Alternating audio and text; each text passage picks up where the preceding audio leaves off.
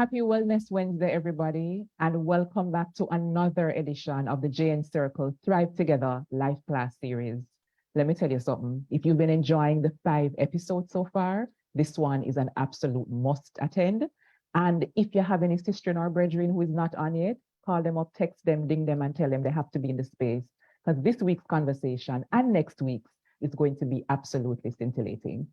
I am your host, Kamala McWhinney, Associate Clinical Psychologist and Coach, and I am excited beyond words to be sharing space with a couple of my faves from previous Life Class episodes.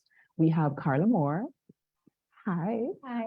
We have Noran Price, and we have Steffon Campbell. And this week, it's going to be really hot, and it's going to be really deep, and it's going to be really profound, and hopefully very transformative.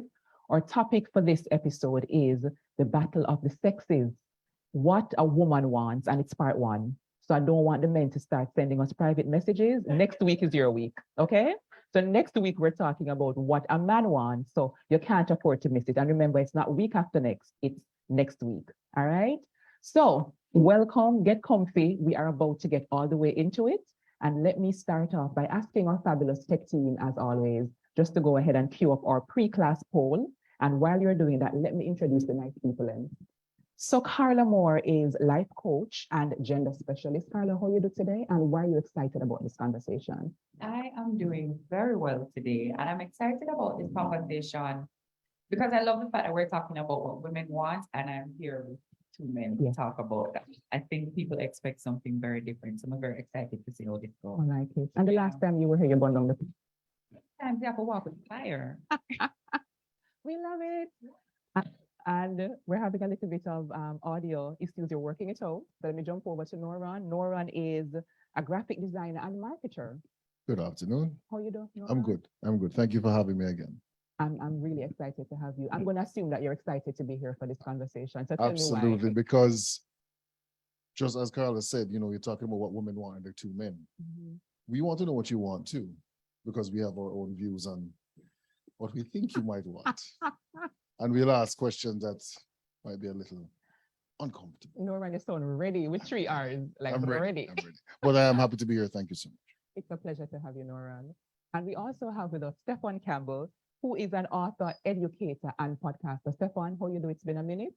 Yes, yeah, I'm good. I'm good. Glad to see you face to face after so long. After so long, virtual, right? I have a lot to get off my chest this evening. I'm deeply concerned, but excited. Steffon, why are you excited about this particular topic, though? It says what women want, and I'm just trying to understand if or help people understand whether it's a what or a who. Ooh. If it's a what, then we can get to some things. If it's a who, then it gets a lot more complicated. So looking forward to the conversation. Wow. So Dr. Steffon Campbell just went all the way in, as did Noran and Carla, and we just at the introduction stage, right?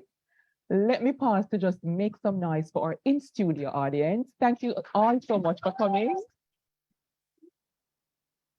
And also welcome to all of our 100+ attendees who are on already. I can't wait to see all the other good folks who are coming in, right?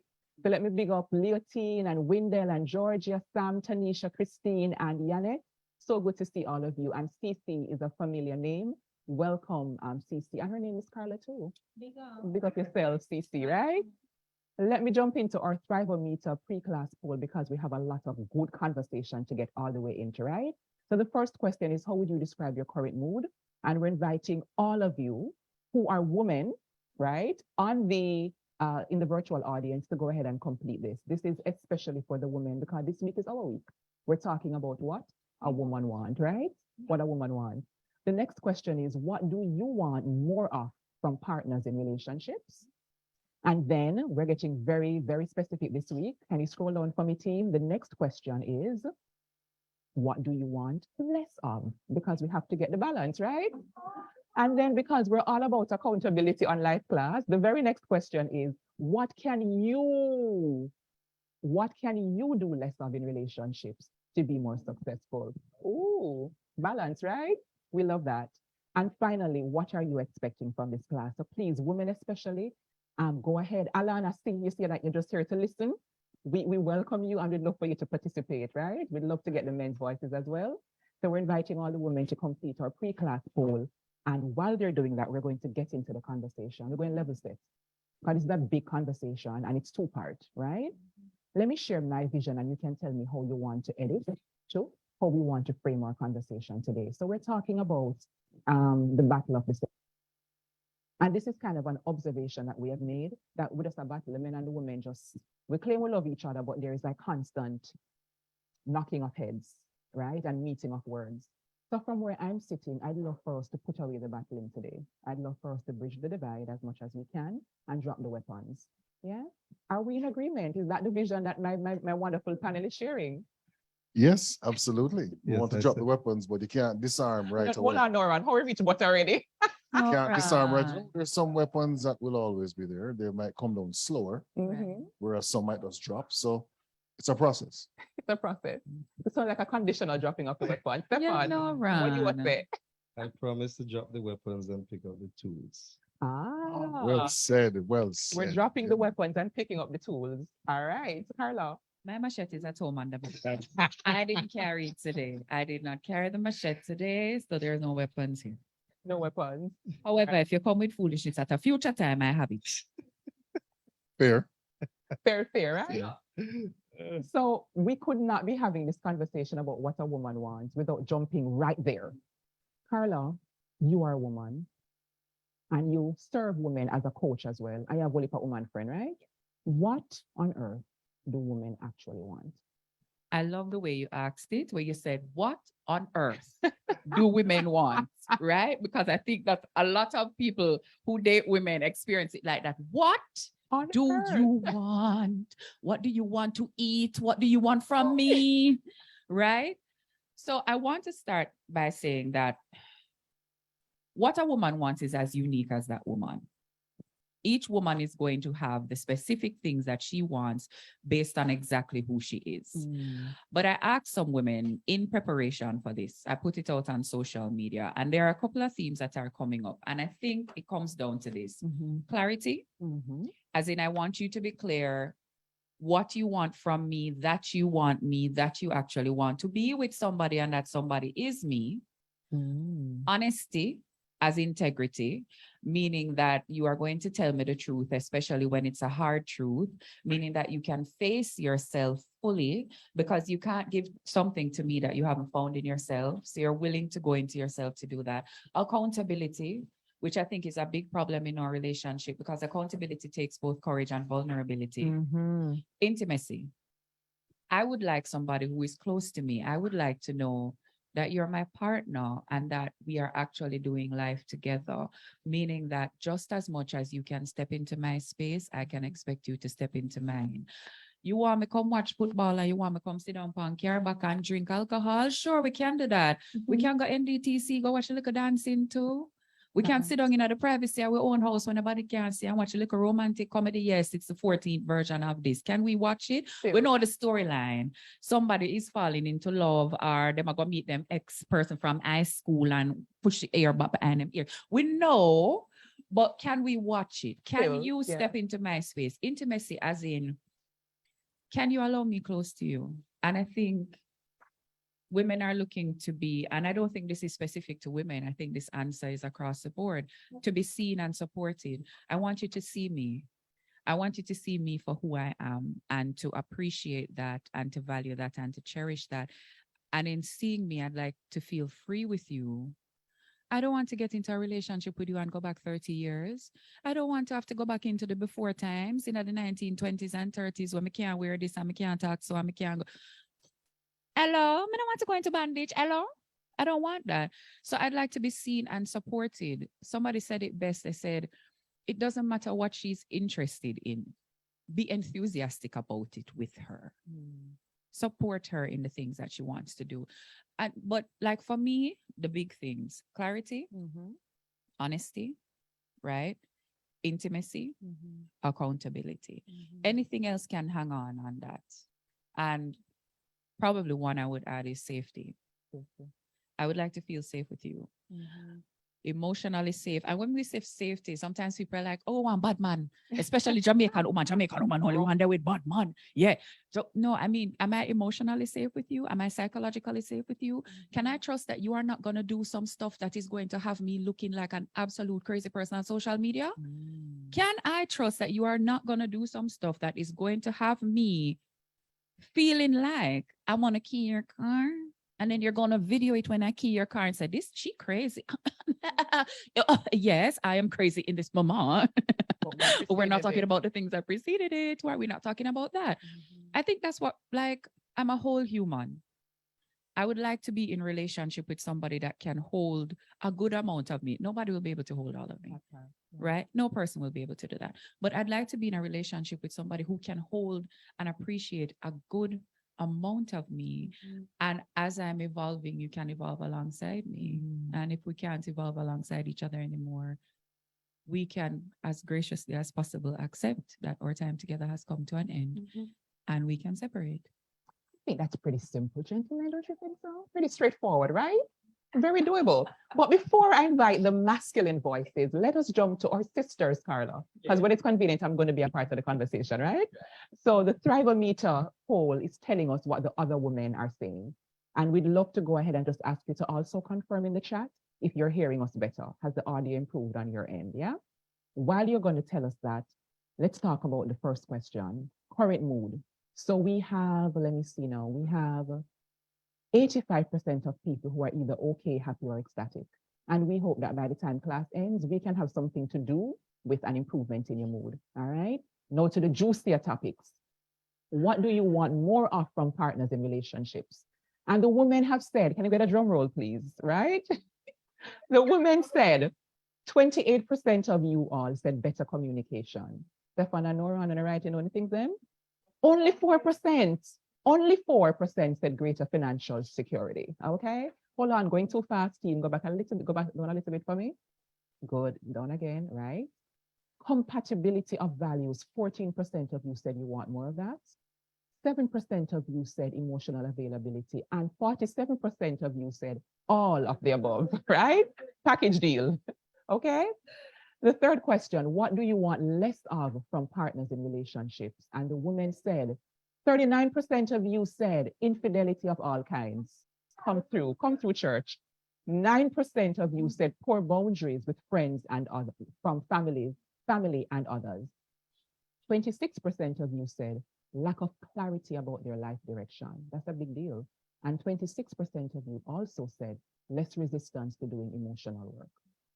All right, Carla, it sounds like you were kind of like aligned with the sisterhood, right? Question 4, what can you do less of in relationships to be more successful? Let me jump to the 5% of you said nothing, right? I'm doing fine, okay? Let me go back up to the top now. 45% of you said, be more clear and realistic about my standards. Hallelujah. Noran, hold on. 34% of you said, unpack my past experiences and heal from them. And 16% of you said, try to change and or control my partner. Can I just ask our tech team to just check the audio for me, getting feedback that we're not hearing again? All right. So this is rich data, right? And finally, what are you expecting from this class? 15% of you said, a chance to honestly reflect on my standards and address areas that need work, right? 56% of you said tools for how to have healthy relationships. 14% of you said tips on how to have healthier communication patterns. And 14% of you said getting balanced feedback from Steffon and Noran so that we can bridge the divide. I love this. Thank you so much to all the women who fed into this poll. And Q Noran, go ahead and give me your feedback on this. Oh, all right. Well, let's start at, well, can I just jump into what I was going to say? Yeah, man. We hear about what women want, correct? Yes. Are there any women that will admit that they may not know exactly what they want? I think we had about 45% of them who said that. Because part of what you want has a two-part question to it. One, what you want. The second one is, what do you really want based on what you can live with? I think there's an element that They know what they want because of what they've seen, maybe in their homes, in their families, on social media, and they want that. But are they asking the hard questions to see if that is something that they can deal with? Do they bring to the table, sorry, I hate that term, forgive me, that term has become so, yeah, forgive me. Are you what the person you want would want? You say you want this, that. Are you the kind of person that that person would actually want? But You know, I have Noran, a part- sometimes some people are not looking for, sometimes the person you're looking for has different standards. Mhm. So for example, going back to our financial stability, a lot of us are cultured, Carla, tell me if I'm off, to want the men with the financials, like doing well. Men who are doing well, I don't know that they always want a woman who's doing better or even close to. You know, That could be they, true. they may feel as though to the extent that I can provide for her, it makes me feel that much more secure in my ability. Well, I won't be general that all men are one way. Agreed. Everything applies to at least one person. Yes. But if you as a woman want a particular kind of man, take a look within as well as at him to see if it's actually something that you can in fact manage, because it sounds great to want it. Are you willing to do the work to not just get it, but keep it? But to keep it. So that's very important. Absolutely. I feel like you're laying the foundation because the self-work of being clearer about our standards is key. Yes. And women in the audience would agree. Like sometimes you kind of have some lifetime TV views on relationship and the standards not so 100. I'm Managing the fully agree. expectations. Managing the expectations. And there was a poll there where they said if they want to change anything, and some of them said 5% nothing. That in itself is a dangerous statement, because it sounds as if you are so perfect in your mind that you don't need to do anything. And if you feel that way, sure, that's how you feel. But is the person you're trying to attract going to be able to see that and say, okay, I can deal with that? Because you think you don't need to change anything about you. So that self-work, that internal question first before you go even looking. So you want what you want, find out from yourself what you actually want, really, including the things that you may not want to say out loud because you might be afraid how it may make you look. I love that part because sometimes we are cultured to say some of the pretty stuff, but we feel like it's unacceptable to actually name some of the other things. So I love that you So said if you can't be true to yourself, what you expect to be true with me? what you really want. I'm here for that. I saw Steffon grab his mic a little bit closer when you were talking. So come through, Dr. Campbell. It's if it were as simple as Carla listed out there, we wouldn't even be having this panel. Absolutely not. Especially when it comes to, all right, so I saw a lot of women say better communication, right? What a lot of women really mean, they want the man to communicate like how they communicate. And I can tell you as a communication consultant, there are gendered ways we communicate. So not because the man does not communicate like you, does not mean he's not a good communicator. We're going to ask you to keep the applause to a minimum, Mr. Price. Because that's what we get a lot of, that the man isn't talking. The man isn't talking to you. The man is talking to him, brethren them, and friend them, because of the language, because he doesn't have to restrict or restrain certain ways of speaking, right? And in addition to that, a lot of times women, you all want a girlfriend in a man's body. You want your sister in a man's body. We need to understand that there are differences, right? And everything, all right. The same way you asked, I asked them, yes, all right. We are different. And yes, there are ways to improve, right? But at the same time, you need to understand that you're working with a human being. And not everything in that human being can be molded in the image and likeness of this model that you want when you say what a woman wants. And that's why I said there's a difference between a what and a who. Because you approach the man with a shopping list of things. And whenever you go down that aisle and he doesn't have accountability in the way you think he should be accountable, you said, all right, let me put the banana then back on the shelf because you don't need it, right? But you need to understand it takes work. It takes some self-work. But we also need to be very, very clear of what it means when we say we want honesty. Is it honesty at all costs? because I can tell you, I've straddled both sides. I've been completely honest, and then I heard that was the worst thing. I've restrained some of my honesty, and then I heard that I was not forthcoming. Right? And so now I literally ask, what exactly do you mean when you say this? Right? So when you say, I love you, you can also say, I love ice cream, and we understand that it means two different things. So when you say you want a man to love you, what does that look like, feel like? And so when we're having those early conversations, I know whether I should exit stage left or whether this is something I can provide for you, right? And so those 4 things that Carla listed out, there are so many nuances. And the other thing, that 5% of women who say they can't change none, I think that needs a 0 behind it, because there is also a certain level of condescension of, how dare you not be exactly what I want you to be, right? You are the problem. I apologize, and I apologize begrudgingly, because why are you, as a man, letting me as a woman apologize for you? Steffon, what's your middle name? We can ask you that? Ricardo Karim. Steffon, Ricardo, Kareem, Campbell. Is it next week? We're going to ask the identical question. Are we going to compare and contrast right? The data, right, Carla? By all means. So I agree with the things that you've said, and always there's space for nuance. For instance, that 5% of women who said they have nothing to change, obviously we want people to be self-reflective and know that there's things they could work on. There's a significant amount of women who are recovering people pleasers. And they get to the point where they're like, I have changed in every single relationship. Agree. And so I am tired of changing. And so what I have to offer is what I have to offer. If you don't want it, you don't have to take it. And I think that we also have to have the conversation at that granular level, that we can recognize that where I am this year as myself and where I am 5 years down the road or 5 years previous is not the same person. It shouldn't be the same person. And my answer will change. And that's why I started the way I started.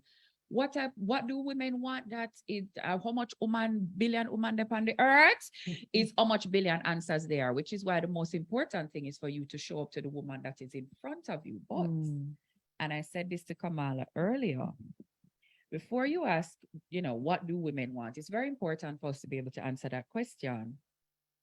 What do you want in a woman? Like, as a person who dates women, what are you looking for in a woman? Because that is probably more important for you to know before you go out there trying to give these women what you think women want. What kind of woman you want? You know that? Because sometimes when you see the girl them out there have hot girl summer, see the girls up by 10, we outside. And the newest one on TikTok as a wicked girl. As a wicked girl, right? And so she out there having her wicked girl time, and you come now. Our wife, you are look. You want somebody to come go church with you and all of that. She is not the one. Oh no, she don't respect herself and she don't care about herself and she's not representing herself. Brother, she's not for you. She's not your cup of tea. She's somebody else shot a white rum. She's somebody else seriously. Whatever she is. And so I think there's a way that we, as men and women, we shame each other consistently. I shame you for not being exactly what I want in this moment. And you shame me for not being exactly what you want in this moment. And it's like we set our sights on somebody and we decide, say, to go work out with that one, you know. We to go work out. And I'm going to remake this one in the image of my father, my first ex, whoever is the person, Idris Elba, whoever. I'm going to remake them into Christian Grey and we're going to have a great time. And it's like, that one is not for you, but we get it too, because I'm going to remake this one. And I have a favorite auntie who was always cooking and she was always jovial. And why do you frown? And why can't you cook? You know, like there's this thing floating around online and it's like, it's not that she's too expensive. You can't afford her. Or you don't want to afford her. You don't want to afford her. She's not the right one for you. And it's the same thing. I think when we start to ask, what do women want? What on earth do women want? Who is the woman standing in front of you? How much of the time have you devoted to asking her what she wants? And when somebody asks you that question, as you say, Steffon, many of us are answering that question based on the people around us, what they have told us to want. what is relevant right now? Oh yeah, he needs to be like 6'4", and he, it's the chocolate, vanilla, and he yeah. needs to have like a bald head and a beard. Okay, do you like that? Do you like that? Do you like a man with head a lick up in the door? Or would you like a short king? Would you like a short king? Is that what's for right? But that's it. We don't spend the time to get to know ourselves. And so we're projecting all of this foolishness onto each other, and we're hurting each other. And we're purposely angry. I think sometimes, and I'm not just saying women, there are men who do it, but we're talking about women right now, correct? Today, just today. Just today. Just today. The fact is, some people enjoy being angry True. because anger is something that you can control. That's the thing. It's your thing. So I hate men who are like this. I hate, but you're frying somebody else and somebody else is fat, but then you use that, project it forward, and then get upset when somebody sees that and says, no, thank you. So the things you want, are they good for you? And Noran, I think that ties back perfectly onto one of our poll questions, which was the element of, do you think you need to unpack your past experiences to have healthy relationships? No, because sometimes that anger is really a way that we're looking to control the outcome. Because when we're angry, we feel in control. And a lot of that anger is coming from what had happened. Shame. A way that we're looking to protect ourselves. A way that we have been hurt and devastated in the past. So no, we have to be like so aggressive and so, whatever that word is, right? But still want the benefit of the doubt that you're a good person. Right. We don't know that. So, yet. So the idea of wanting something that is like, it's bad for you, but at least it gives you a gateway to blame something else other than yourself. So you have a type, and your type is not good for you. This is where the toxic other comes in. It's not good for you. That person is like a pack of cigarettes. It's not good for you. But at least you can blame that person for your hurt. Because it takes two. And at no point in time were you coerced into it. Might have been manipulated. But if it is that you are always choosing the manipulative kind over and over and over, at some point you need to reflect to find out if it is you are attracted to this type of person, so that you do not have to be accountable to self. Or you're attracted to the manipulative person because you enjoy the thrill of trying to stay ahead of them. It's a game. Or you enjoy the feeling of being a victim. We live out our patterns. Say that again, please. Yeah. Some of us are.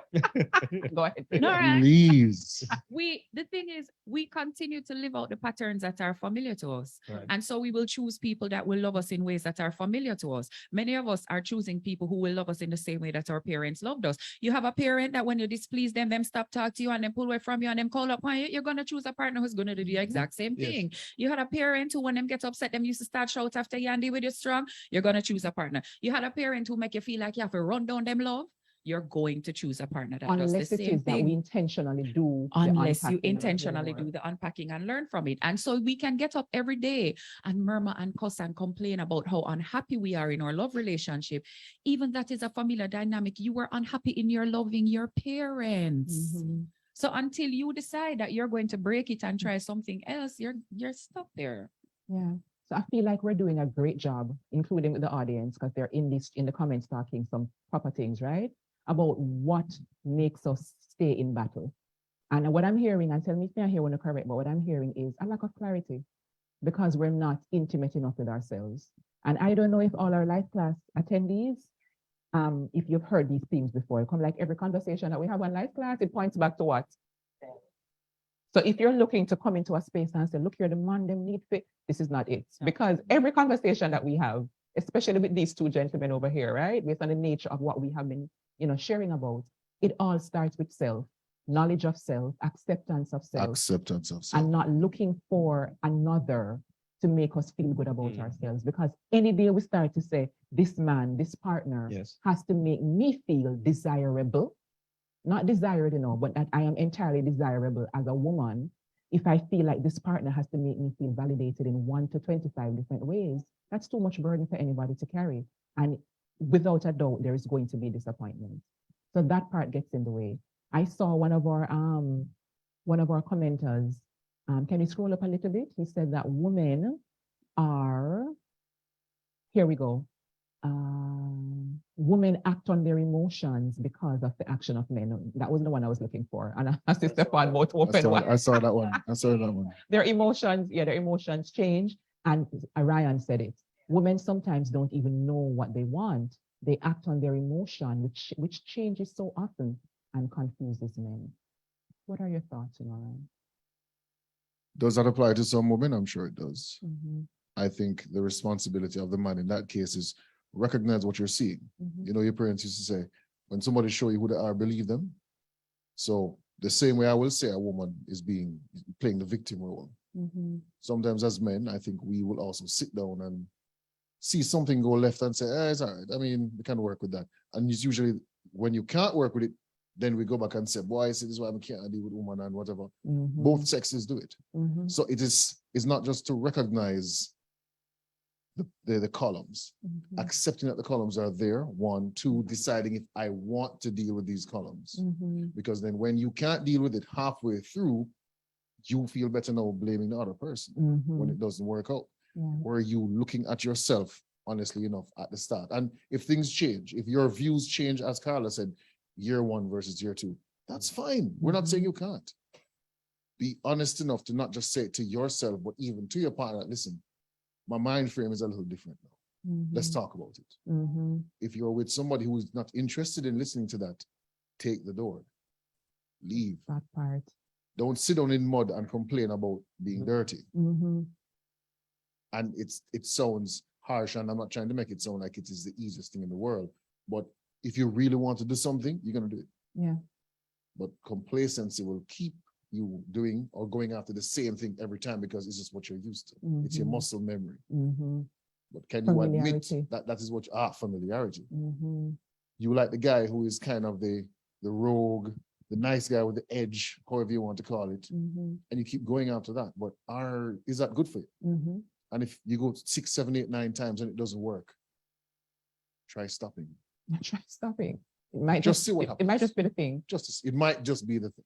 Another thing I hear coming out in terms of what lends itself to the battle that seems to be ongoing forever is condescension. That's a very powerful word.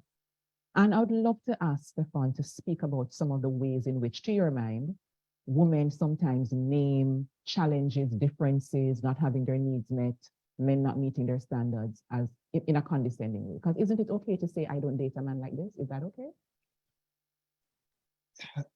Actually, it is, right? Mhm. Actually, if it were just that, but then it spirals into something where I call it the commodification of the human being, right? We no longer look at that individual as a human. If you do not like this type of person, then that's fine. But when it goes on to the fact that this man ain't a real whatever, and all of the quotes and the captions that we use, then it's not just about the individual anymore. You are saying anybody who fits into this category, and as a man, you internalize that, anybody who fits into this category is not as valuable as somebody else. But I want to tell women everywhere, men are very adept at learning what you want and providing that. And it still might not mean that we love you. So you might say that you want all of these things, and if at no point in time did you even stop to consider Mr. Noran, what like or who the man is, then that man is going to play that role so perfectly until one day he realizes that he uses up all your resources. You know, fossil fuel is going to run out one day. It's the same thing. And then when all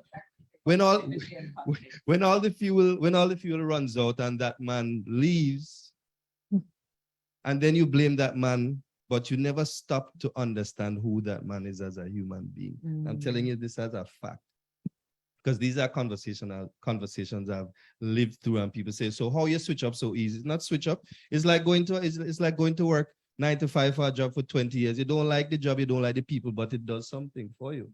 And until you get when you get a better opportunity, you're left. You don't even write your letter of resignation because you're ready to leave. Yeah.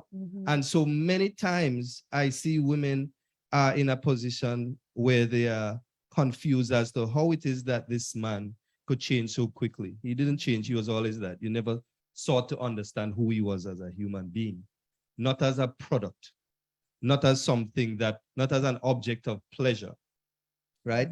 And when I talk about the object of pleasure, I want to segue into the fact that I've learned that when a woman says she doesn't know what she wants, it could mean one out of three things. The first thing is she doesn't know, meaning in our societies, women are also going through this humanizing process of being allowed to make their own decisions, being allowed to decide for themselves who they want to be without the consent or without the consent of a man. So as a man, I've learned, and also as a husband, I've learned to create that space for the woman to say, I don't know, but not be judged for it. The other I don't know is, I don't know if I want to tell you just yet. Because of what you just said too. Right. And if I tell you, then you're going to put on the outfit and pretend to be that. Or you tell me and I So go. I protected, I don't know. Exactly. Okay. And then there's the I don't know, as in I don't know because I don't need to think about it because I trust you enough to make the best decision for the both of us, right? And so I would tell my friends, all right, if the woman doesn't, why are you upset about that? If she doesn't know, at least she honest about what she doesn't know. I don't know what I want. Okay. Let's start there. At least we can have a conversation. So it's nothing to complain or bicker or be upset about, but it can't end there. That place of not knowing should be a starting point. That can be your state, meaning you're always comfortable with not knowing. And if the man proposes or provides something for you, then it becomes a jumping off point to say, how dare you not know, or why would you even offer me that? From food to relationships. Can I add another meaning to I don't know? I know, but I don't want to say it to you because I don't want to admit it to myself. Ooh. Oh. One more time for I the don't, people in the back. no, but I don't want to admit it to myself. So let's say you take the one who is always dating the rogue and him can't commit and him up and down and whatever. You don't want to admit that you also don't want a commitment. You are not looking for a second and married relationship. What you want is to have some good times. Yes. You want him to pull up at your house at 2 a.m. and leave at 4, and then you go back to studying and whatever it is you're doing. That's where you are. But what we've socialized you to believe is you should need to be somebody's wife. Yes. You should want to be somebody's wife. Yes. Anything less is uncivilized. You should not So want that same shaming the same shaming. masters tradition. It's like, Exactly. you should be, when you meet him coming at 2 o'clock in the morning, what kind of thing is That's that? not good girl behavior. That's not good girl behavior. That's good girl gone bad. And nobody want to be the bad girl. So you admitted to yourself you like the 2 a.m., but you don't want anybody else to see you as a 2 a.m. girl because a 2 a.m. girl has this kind of reputation. So you lie to, There's more levels to it. Sorry? Because There are more sometimes I levels, can't there are even levels. admit to myself that I like the 2 a.m. because he's going to come at the 2 a.m. and I'm going to be accepting the 2 a.m. for 3 years on end, but cuss him every time. Every single time. I cuss him every time because why? What the society secret them now. And feel justified in cussing him. Because as long as I cuss him, I can hold on to the idea that I am a facade. conservative woman who wants a long-term committed relationship. And you as the man, you are doing this to me. You are doing it to me, and I can hold on to my perception of myself, which matches up with what society has told me I should do, but I can still get my needs met because what I need is actually that relationship with that person who there's a possibility that I actually want to be a rogue. I want to be that free. I want to be But out women having shouldn't be, adventure. so therefore But I women won't. shouldn't. So I date a man who is the way that I want to be, and then I try to tie him down, and then I pretend that, oh my God, I'm the victim, I'm so sad. When in reality, I just need to get over my shame and my trauma. I need to have some compassion for myself so I can admit what I really want. And you can stop projecting And I can onto stop other projecting. people. And I can stop trying to experience the life I want through the people I'm dating. Say that one more time. I can stop trying to experience the life I want through the people I'm dating. So I can go ahead and be what I want to be instead of dating what I want to be. Yeah. I think we need to take a collective breath Bars. because the level of digestiveness that needs Yeah, to man, take you- place after that heavy food. Need some milk about Dumpling me, and yam, some bacon Yum. dumpling. Yeah, That's food. it's a fantastic statement. Though. Oh, it's spot on though. It's accurate. So then We have named, by the way, I hope you're taking note of Carla's holding herself accountable and vulnerability, and you will model that next week when it's your time. Okay? I'm just throwing that out there to you. We Absolutely. have no problem taking So accountability. excited. So we're going back, right? Roxanne said that was a mic drop moment. Listen, Miriam said life classes indeed. I love it here. I love it. So Carla said women want clarity of intentions. What are your intentions? I want to know that you desire to be with me, right? And sometimes, is it the case, Carla, that you're implying that sometimes some men do not show up at this level of clarity? Yes. And to be clear, some women don't show up with it either. Mm. Like, we're not here to say it's one-sided. I think sometimes we can say it's one-sided. Do you want to be in a relationship? That's step one. Yes. What type of relationship do you want to be in? That's step two. Mm-hmm. Do you want to be in a relationship with me? That is step three. And then the type of relationship that you say you want, is that the one you want with me? Because guess what? Some men, and we've socialized them to be this way, are very adept at marrying a woman and putting her at home as the wife. Mm-hmm. And then immediately setting up some type of contentious relationship with her where them treat her as a ball and chain. And it does happen that for some women, and somebody said it in the chat, it doesn't matter how you present yourself. Men have been socialized that we're super emotional and we're irrational. And so it's almost like you have to fight yourself out of that box when you're dealing with a man. Mm-hmm. The moment that you start talking in a conversation, why are you arguing with me? I'm not arguing with you. I'm literally, I'm using my words. I'm using I statements, everything that Kamala would tell me to do. I'm owning my feelings. No, you're too emotional and we're going to have to come back to this. I'm not sure what you want me to say. And so over time, you're just like, you know what? I don't bother. I can't bother because I have to fight out of your perception of me and it gets exhausting. So you married me and you put me in a house and I'm your wife. And I'm your good girl, and I'm the one who's supposed to be raising your children. And there's a whole barrage of things that you're not going to do with me. Not to say it doesn't go the other way, and that some women don't think that as the wife, there are things that are beneath them, but we're not talking about that right now. Yes, right. Right? You put me in the house as the wife. Lock me into this stereotype. There are needs that you have that you won't let me meet because you won't be able to look at me in the same way. You need me to be a good girl. So you're gone out a road with somebody go meet the needs. No, me have the same needs. Me sit down in the house, girl. But in the house and there are needs that I have as well. There are things that I would also like to explore with you. But every time I bring them up, it's a problem because baby, I'm about to bring that to me right now.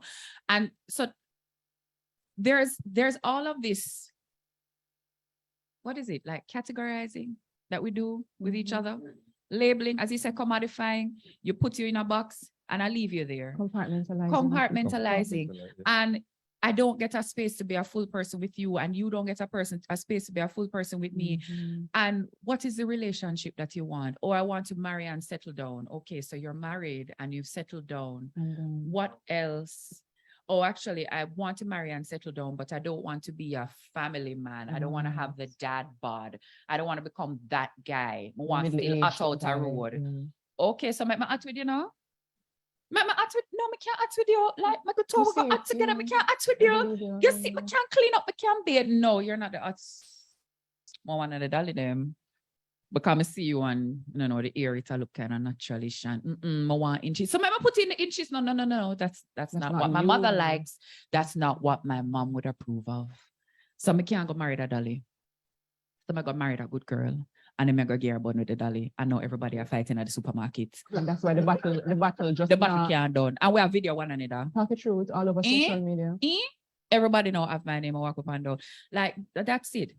Do you want a relationship? First of all, do you want a monogamous relationship? Listen, that part. And I would encourage women to ask themselves the same thing, sweetie. Do you actually want a monogamous relationship? Because one man see a thing, but yeah, maybe not.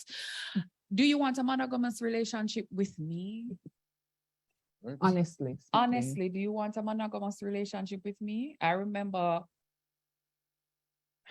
say my life and my past or whatever.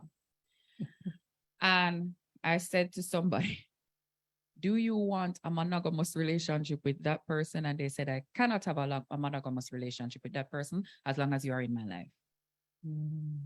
Because as long as you are in my life, the temptation is going to be there that I'm going to step out. So I cannot go to them in good conscience and say, I want to be monogamous at this time. Mhm. I have to say something else to them at this time. Mhm. Right? And these are the complicated things that we are navigating, the emotions. I Mhm. think as women, a person's feelings can change. A person can be in love with you and fall out of love with you. They Mhm. can be in a relationship and then no longer want to be in a relationship with you. Mhm. And baby Sitting girl, right there beside you. I am so sorry that you were abandoned in the past. I'm so sorry. I am so sorry that people have made it seem as though you are easy to leave. But you cannot force every person who gets with you to pretend that they're staying with you forever as a balm for that wound, Mhm. because it cannot work. And if you're honest with yourself, some of the people that you're trying to make into your forever people Mhm. do not have what you would want forever. You just don't want the agony of yet another person leaving you. Mhm. So ultimately, Carla, after this proper read that you just went through, what I'm hearing is that we're out here not telling ourselves the truth for a long list of reasons, but it still boils down to dishonesty with self. And if I can't look myself in the mirror and say, Kamala, this you want and you don't want this, then how can I show up to somebody's son and tell them that like it's not going to happen? Pure lie. So lie. Gentlemen, let me hear some bass and some treble. No one else say. Carla is stepping on next because Rashida. So what Carla said, I was listening intently, and I completely agree. Right, the ability, you are allowed to change, right? And another thing that I think some women are uncomfortable accepting is all the things you want, you won't find in one person. Ooh. Ooh. Or the thing that you said you want now, you want it for the future, but you want to secure the future, but you don't really want it right now. And you want lock it in though. Yeah, you're tight down. What you call it?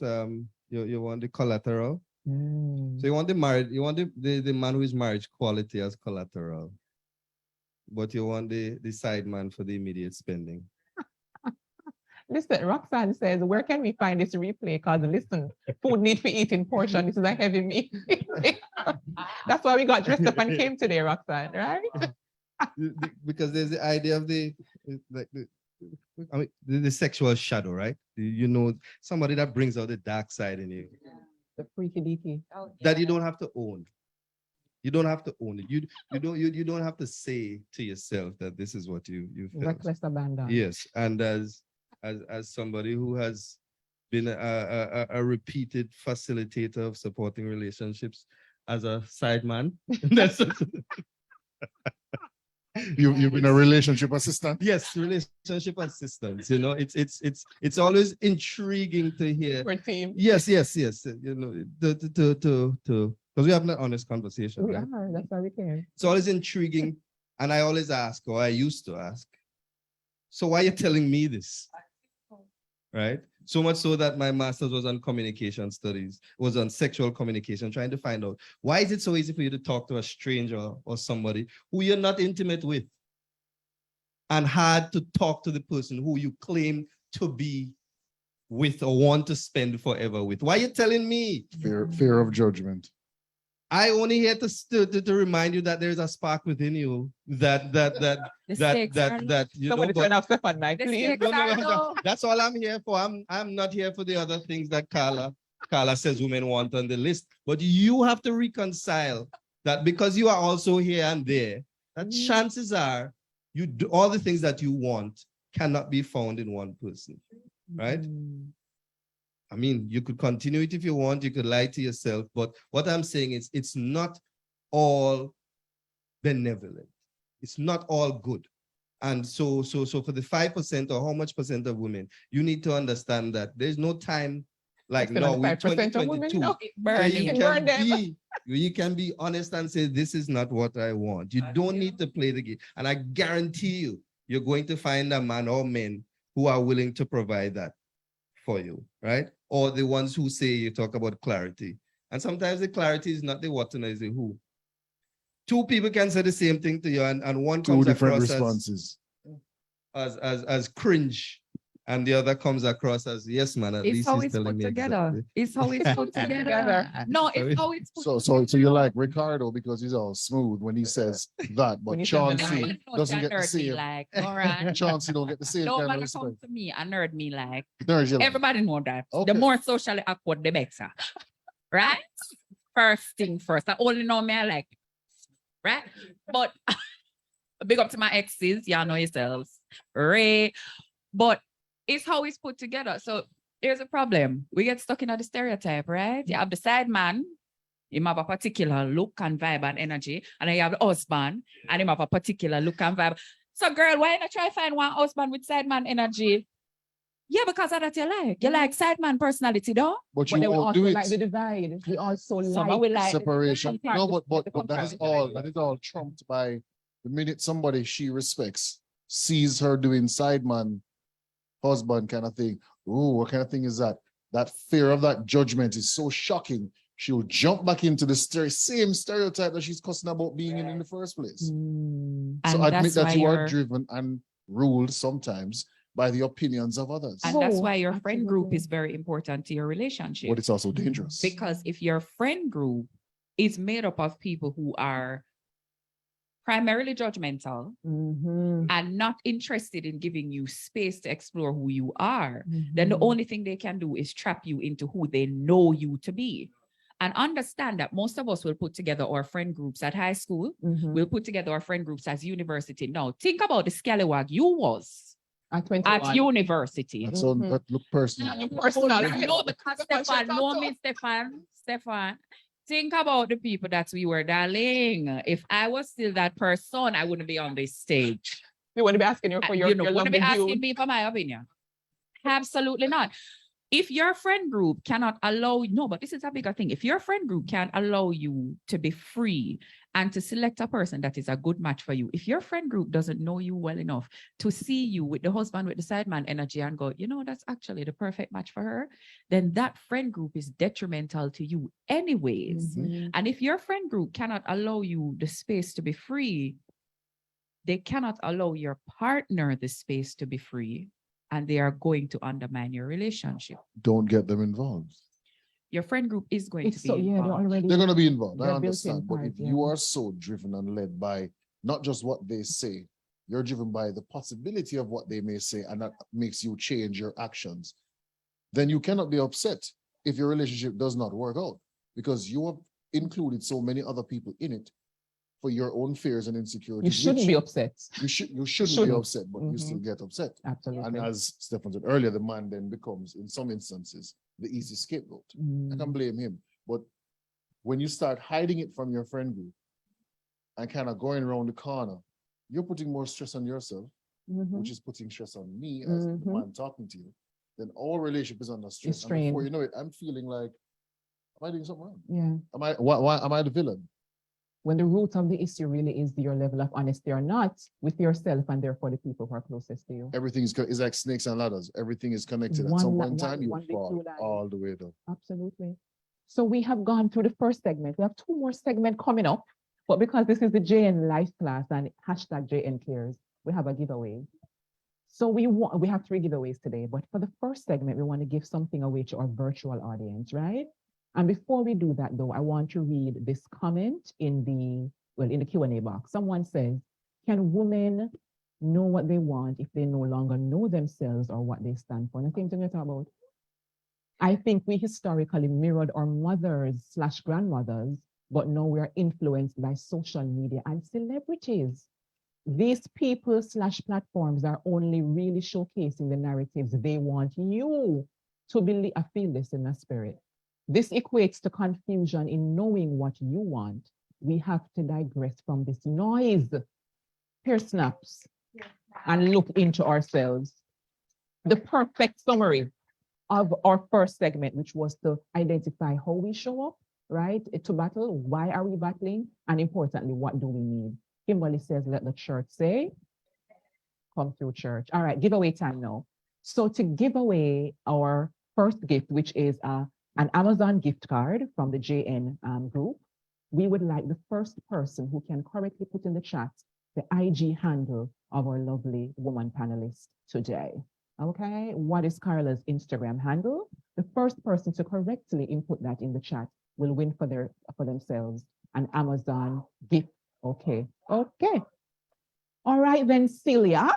Congratulations. No lies. Roxanne, so not a lie. Roxanne Bennett. To become, Carla handler, we can identify the winner immediately, right? It's More Talk JA for those of you who want to get more of this rich food.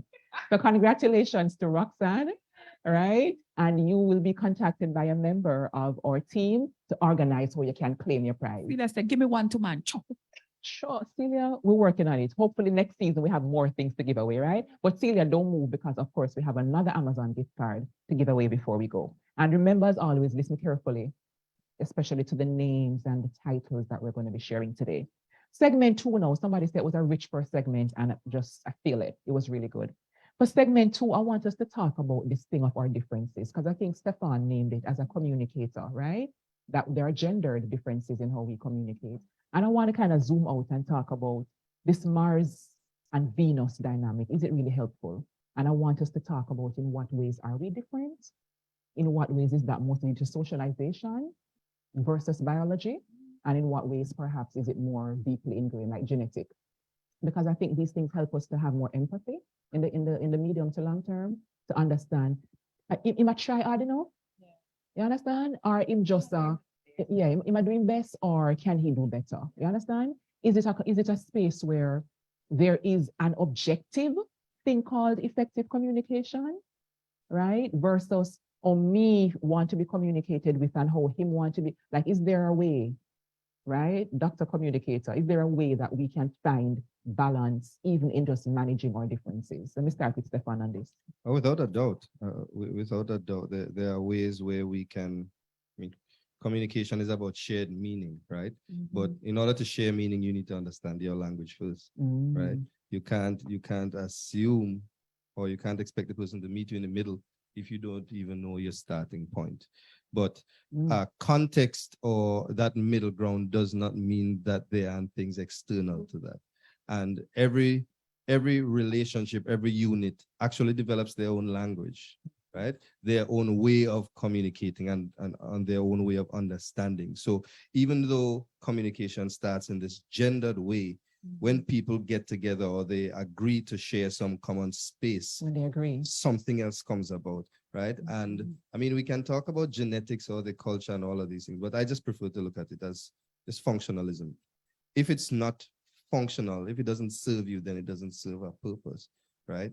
And so you might have learned something from your parents or from your circles, your friend group and all of those things, but how functional is it to your own relationship? What are some of the things that does not help, right? And again, that's something I needed to learn because my usual state of excitement is internal.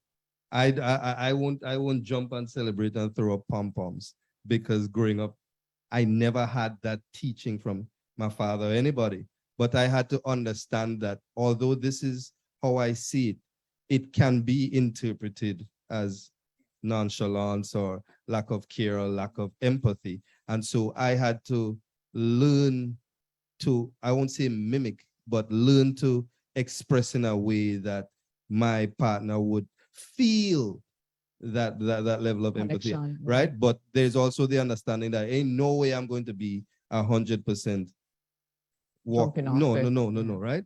And on the flip, and on the flip side, understanding other elements of body language and all of those things, and not being upset if the person doesn't do it exactly how you want to do it. And we find it and it starts very young, even in the classroom space, the boy running around the classroom and making a noise in the back, you call him unruly.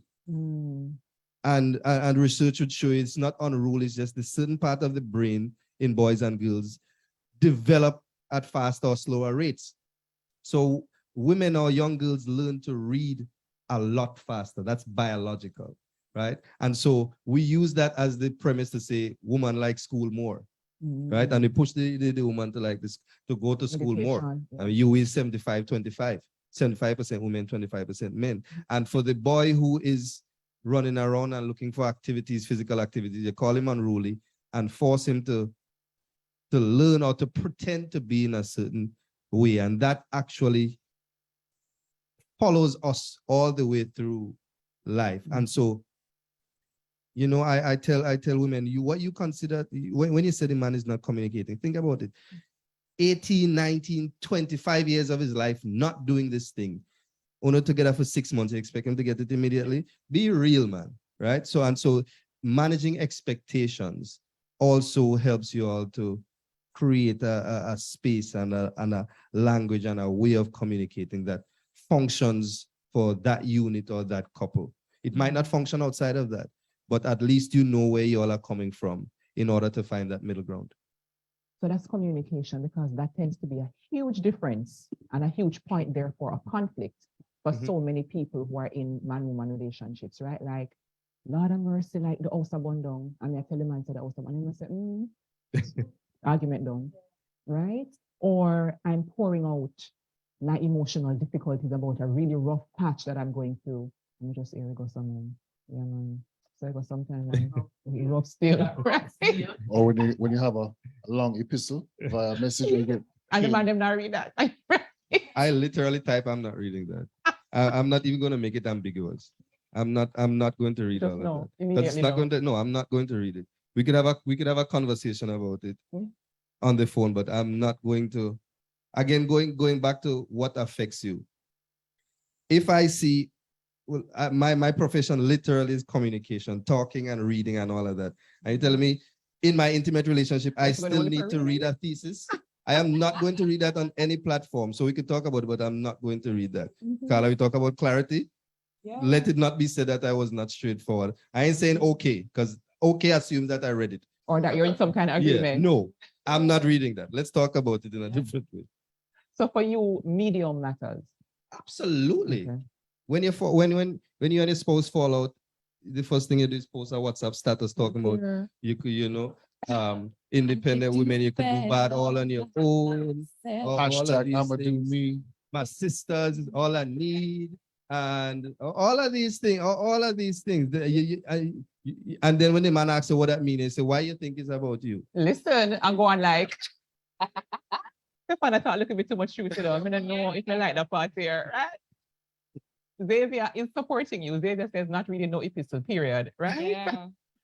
But can I say something about that epistle?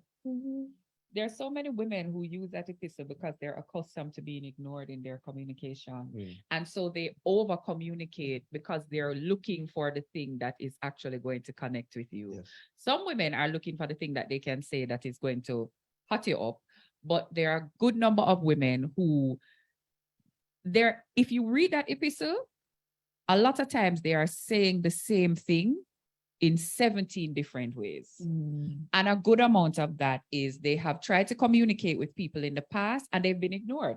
They have said the one sentence, just I don't like when you do that. Oh, cool. Not, I heard you. I acknowledge it. We can work on it. Just one wall. You feel like you're talk to one wall. And if you try to talk to one wall, you can't throw one little pebble. You have to start stone down the wall. Budoof, budoof, budoof, to the people in the audience. They're not. Budoof, budoof, budoof, budoof, budoof, budoof. I'm not saying that it's okay. I'm saying that it's coming from somewhere. Like we come into our relationships with our traumas, with our past experiences, and we act them out on each other. And so the K is a trigger. It's a trigger because do you know that if you added like 7 more words to that thing and just a sentence, the person would feel okay? Because what it feels like is I have actually gone to great lengths to explain myself very clearly. And the only thing you can give me is a letter. With a full stop. One letter with a full stop. And that's it. It's like, as you say, we have to figure out what is the communication culture of our relationship. A lot of women are coming in from being overlooked, being ignored at work, at school, in their families, being treated as though they're hyper emotional and they're too much. And that shows up in their communication. And I mean, like the epistle and the K is one of the things that me know say relationship broke over it and all of these types of things. I'm But sorry, Carla. Yeah. Xavier said not getting the full stuff either. just the K. And it's the lowercase K. It's not even a capital K, or the common K. Continue. But Weaponized. I think if we're talking about what women want, I think it's important for people who date women to understand the epistle is not necessarily me trying to drown you in words. The epistle is me with unhealed stuff, yes, but none of us are perfectly healed. The epistle is me knowing that there's a possibility you will try to ignore my feelings. And so I'm trying to explain them as clearly as possible to get you to understand. I think you're spot on. And as Carla said, in the balanced way that we love to show up at Life Class, right? That we're not saying one way is correct or another. That's the whole point of this, of bringing us together, is to better understand what could this mean. Because psychologically, when people don't feel heard, they go louder. And that can look like either literally in decibel, they're going to start shout. So I hear men talking about, Lord, my woman, she just hit the roof. If she asks me to pick up something at the supermarket and I forget, as me reach the door, so where the bread there?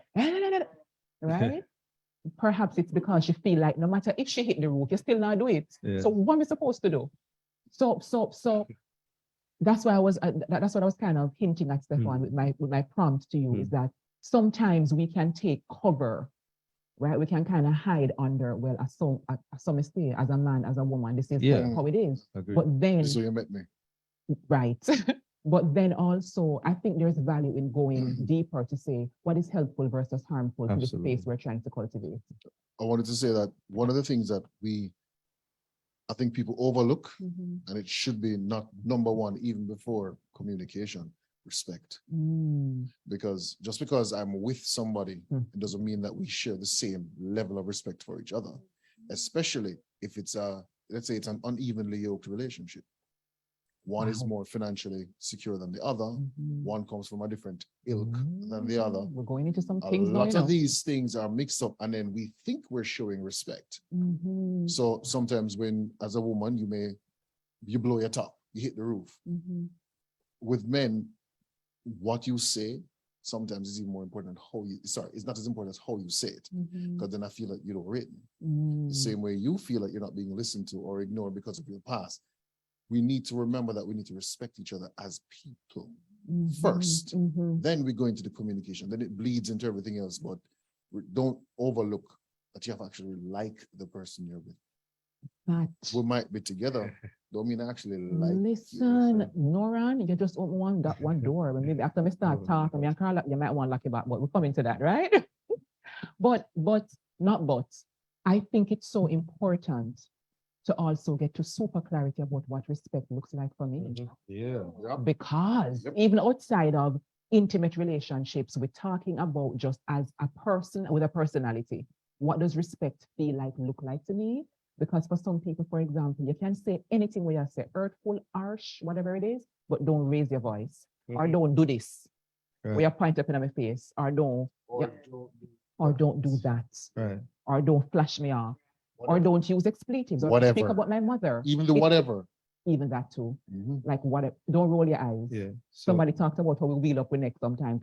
That signals to male partners in particular that we're not about this life. And it's important to get to so much clarity around what respect looks like and feels like for me. And that has to be grounded in the communication from where I start to talk to each other. Like, let me tell you something about me now. You see, when you start to use certain words, I feel like you're shutting me down. And it doesn't feel good for me, so I'm asking you not to. You know what I mean? So one thing that works for me, and I'll definitely recommend it, a safe word. When you're having an argument and you see it's going left, agree to a safe word when you all are not upset, when you all are in a good place. It has to be when things good. Yeah. And so so when either one of us utters that safe word, it's a pause to reflect. Just before we go any further, that safe word, do we pick this up later? or do we take a step back and continue to discuss this thing without disrespect, right? Because you need to understand defensiveness. You know, when I think Goffman is his name, when he talks about the 4 horsemen of relationship, of how relationships end. Defense. When we get defensive is when we also start to go on the offensive. So you're saying things, so it's a competition on who can hurt who more. Yeah, man. Right? And it's either that or stonewalling, which is what the K is, and which is the shutting down. None of those things actually help. It's helpful. Right? So you need to understand, like, why am I shutting down? Why is it that every single critique, not criticism, every single critique that my partner puts forward, and we can have an entire discussion on what's the best way to critique without being offensive and without being without tearing down the person and all of those things. But I that starting point of that safe word, it's a very good introduction into how we can manage communication or communicative differences a lot better, right? Because it doesn't mean that we won't argue, we won't disagree, right? But if you know that we're going down a path where it's the damage is irreparable, like let's take that safe word and let's step back and decide, like, how we're really going to deal with this thing. So I know that Will and Jada are not like our faves immediately at this moment, but I will always remember something I heard them drop in a podcast or an interview somewhere where they said that sometimes when they're when things get hot, they have learned and they practice saying to each other, I'm not able to be kind right now. Right. And that for them is like the signal. It's like a safe utterance. That, look here, not even one, no, don't even say another syllable. Yep. It's going way downhill from here. So let's step away and then come back at a time when we can manage this, you know? I think for women, there's a specific challenge that happens there because you have to trust that the person is not using this to dismiss you and has no intention to ever Safe come word back comes to up, it. you lose the argument. Yeah. So it's like, okay, so you draft a safe word. Okay, you draft a safe word. So when we're going to revisit this, when 1 week, 1 month, can remember, say we have 3 things to start out from time. I know we can't hear about that. And Carla, and what also happens too is perhaps the man said, why me like a 4-day period to think it. Right. The lady want 4 hours. Right. So she'll text him and say, where you there? Where you there? When When we we talk. got one. Yeah. And so then there's like a deeper foundation of trust that has to come in, that when I say we're going to do something, I'm actually going to do it. And I'm holding myself accountable to do the thing that I said I was going to do, you know? And again, like, it's a specific wound. Women experience this wound in a specific way, that dismissal, that feeling like you're being dismissed, like somebody just try to get rid of you, and them not actually intend to do what them said them are going to do, is like it go in your belly bottom and start do so. And it can make you into, for the other person, a monster. But if you feel like a monster yourself, when you're in that moment and you're looking at somebody and you're saying, I love you, and I feel like you're taking me for granted and you don't even understand that you're doing it. And like, it's really hard to sort through. And I think we kind of hinted at it at the beginning. With infidelity. With infidelity being as prevalent as it is, right?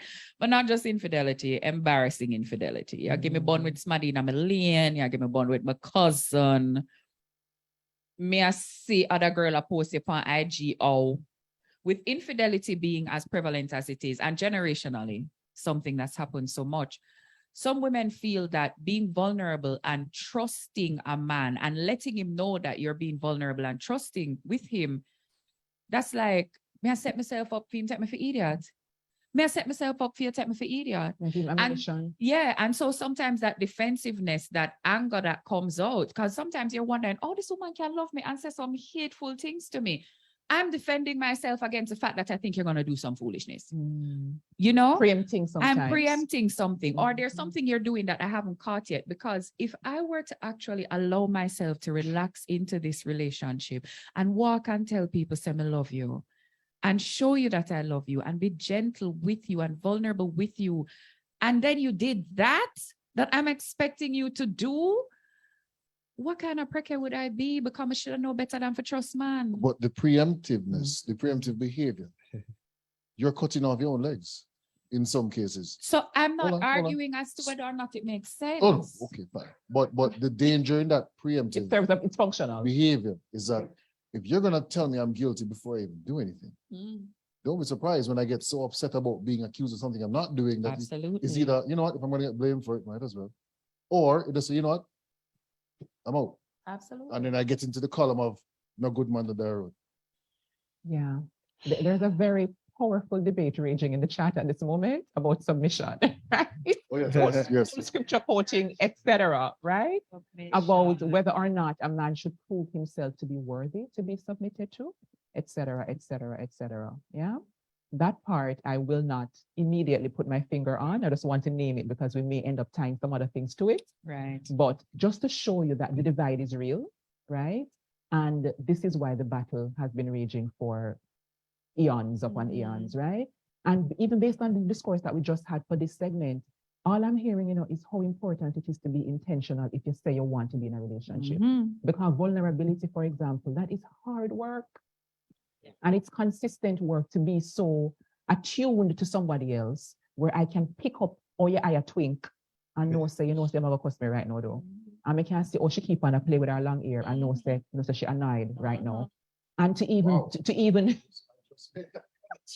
no, fully. Yeah, we've seen that. Yeah, and literally there is a concept, I think Gottman them talk about it, right? The Gottman Institute speaks a lot about emotional attunement. And it's a muscle that we can build. So we want to drop that down a segment 3 when we reach there to talk about some of the practical things that we can decide to tap into even after tonight's conversation. Yeah. Yep. Because the fact of the matter is if we say we want to relate intimately to somebody, certain things must go with it. And I think after a certain point, in a really valid system, we never learn this. Because we never learn also the psychology work in a primary school. We have to go to people in university for the higher level of education at my big age. At your big age. After I look to go learn other things too, right?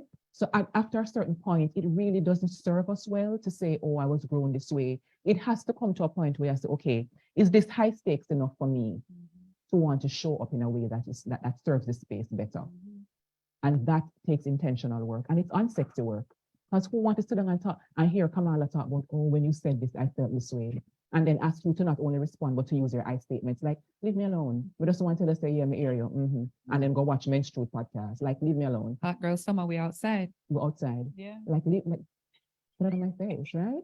So it's hard work, and accountability, as Casey is saying in the chat, is crucial. And none of us like it.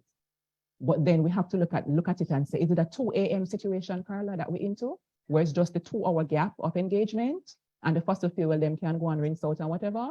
And then no versus a long-term, I want to be in your space continually situation, at which point we need to invest more, So that's where I'm sitting. Roxanne says, let me see what Alan had said. I missed Alan's comment, but Roxanne said, not sure that is a matter of being practical. Let me not read this comment without looking at the other one, right? Because it's going on in the chat. Alan says, I mean, we got to really think about it and be practical about what you are doing in a relationship. I see so many women leave a man for cheating, a man she got kids with, to take up another man who will just cheat nonetheless. It's so dark when I phrase it the way this thing. It's so dark and, pessimistic when you frame it that way. So yeah, there's a lot going on in our comments and we love it. Jody K says, the problem is a lot of people say they want a relationship. Scroll up a little bit for me, please, yeah? That they want a relationship, but if you were to list out the work needed for a relationship, they would realize they really don't want that. And that's important conversation to have. When you say you like me, when you say you want to be with me, what do you mean? Like the 2 a.m. situation, like a weekend getaway, and then we can reach for Valentine's Day? What does it look like practically? And if I don't get to see you when you want me to see you, am I going to get attitude the next day? Noran, come in proper with the things,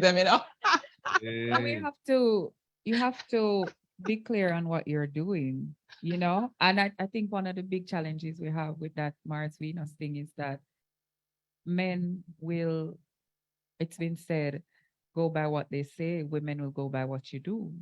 So a man will come in and say, I'm not looking for a commitment. Okay, but then you want to be at my house 5 days of the week. You want to be on my phone It means he doesn't want to type. 5 hours out of the day. You want to be hanging out with my friends. You want me to be hanging out with your Guilty. friends, Guilty. but you don't want a commitment. But then when you start doing some stuff that looks uncommitted and I start flipping on you now, but I told you I didn't want a commitment, but sir, everything you did subsequent to that look very committed. Guilty. Basically, the man wants to squat. He don't want the deed. That's you. Squatters' rights are a thing. But if you I'm leave the guilty. gate open, Guilty. if you leave the gate open, what do you expect the man to do? Well, you see, that's the Yeah. challenge, though. If you leave the gate open, what you expect the man to do, I expect you to hold yourself accountable to what you said you were gonna do. Why? Yeah, it's I'm- not fun. I'm saying why, not being devil's advocate, but if it is that I have been getting everything Benefits. that I wanted all my life as a man, All right. what reason is there possibly to change? And so, yeah, what reason is there possibly to change? And yet, when women hold certain standards for themselves and say, I'm not going to allow you to do this with me, I'm not allowing this into my space, why not go on like on a hype and on an impossible and no man is ever going to want to know and they're going to be alone forever? Leave that Because man why alone. are your standards up in the sky? Because, bro, when I was relaxed about the standards, you moved into my house, ate up all of my bread. Mhm. And then when I was like, okay, so I guess you're kind of staying here, me staying here. Don't let the fact that I've been living here for 2 years confuse you that I'm staying here. I'm not staying here. You'll But that- notice I have a toothbrush, but I've never moved in Other my things. shoehorn. So why not leave that man alone? Oh, no, but we all know that that's the end goal. But Noran, we can't always go to that point, honey. We have to work out the middle part. No. The Right. gentleman who said why is a hype and why is it this? No, I'm let's assuming you're say- not with you. That's it. Yeah, but you see, we also have to give people the tools to deal with the situation, Yeah, right? yeah. Because some people True. are going to hear it and them not going to go directly to left him. Isn't They might have some other And things. them a I am process guilty of before trying to moving. say jump over into just go straight to left. And I recognize Right? But- I've There's been a told very by many middle friends part. that it's too harsh. You can't just Yeah. but you know, there is also a language that we have not learned when it comes to breaking up as well, right? Mm. So a lot of people don't know how to break up, which is why they get distant and they step back and they're Ghosting. hoping, Ghost they're you. hoping, they're the person- hoping, oh well, I haven't spoken to you for 3 weeks. Clearly we're broken up. You No, hope that you break up with them. no. You break up when you say Yeah, and then we break up. and then you get the challenge. If you want to leave, just say it. Okay. I ain't saying I'm not that. going to say that. No. It No. was- Oh, Or I won't be the first to say. No, I ain't saying that. No, you nobody let gonna because say it. everybody wants to be, well, I mean not everybody, but as a man, it's more convenient if the woman leaves. Yeah. So if she comes back, you can say, "Oh, you left me, Yeah. You never And left me, you know." He's nice, well, probably not even nice, but he doesn't want to be the mean guy. Nobody wants to be the You bad don't guy. want to Doesn't wanna hurt be the hard boy. anybody. But you all were just talking about access and commitment and what sometimes commitment is not said, but then we're acting in committed ways. Yep. And everybody, well, not everybody, but enough people who want stone Sister Kitty. Why when Kitty When Sister say? Kitty talk about how Mhm. some man could only get 10 things, Yeah. right? And then you have other man who forget the big beef soup and Yeah. the Saturday. And some man not forget, even like them forget eat out of file paper. Yeah. And people were like, the God, Yeah. what But is this about? isn't she speaking about how many people actually are nowadays? Absolutely. Yeah. So it's an ugly truth. Right. And I felt like she was just naming her choice. Yeah. Like this is, I choose to have this line of demarcation between what commitment look like and what it don't look like. So if we're not playing the commitment game, then to me, these actions signal, I'm not washing your clothes. Yeah. There's something that Steffon said that I think it's so important. It actually links back to something that Noran said before, which is this. Me as a man, I've been privileged my whole life and gotten everything that I want. Why would I think this would be different? Okay, so I understand that I should treat you in line with the fact that you may have been privileged your whole life. If there are so many men out there who are giving bun, I'm not saying all, but if there are so many men out there that are giving bun, is it not functional for me to start my relationship with the assumption that infidelity is a very high possibility and to keep that front? I'm not saying that I'm to treat you as the way you're treating, and I'm No. not saying that I must take it trace every day. But if you know, say a car gonna fail, you know, them recall the car and all of them thing there because it keep failing. Aren't you within your rights to say something probably wrong with that car? I probably need to think about it. How much energy do you put into the believing and the non-believing that in will cheat? I think that a person, you're not serving your relationship if you're only believing your relationship should fail. I think that I would like men to understand that some other men have made it difficult for women to feel safe with them because of trends, right? So we're psychologists and sociologists and researchers and whatever, we know about trends. And so there are a number of women out there who are engaging with men, but they're aware of the trend. And that is showing up in your relationships. And it's one of the things we have to work through. But I'm not comfortable with us just coming here and acting like women are delusional and crazy for coming in with that. Because if my father cheats and my uncle cheats and my brother cheats and all of the other men in my community cheat and your friends cheat because I've seen them cheating.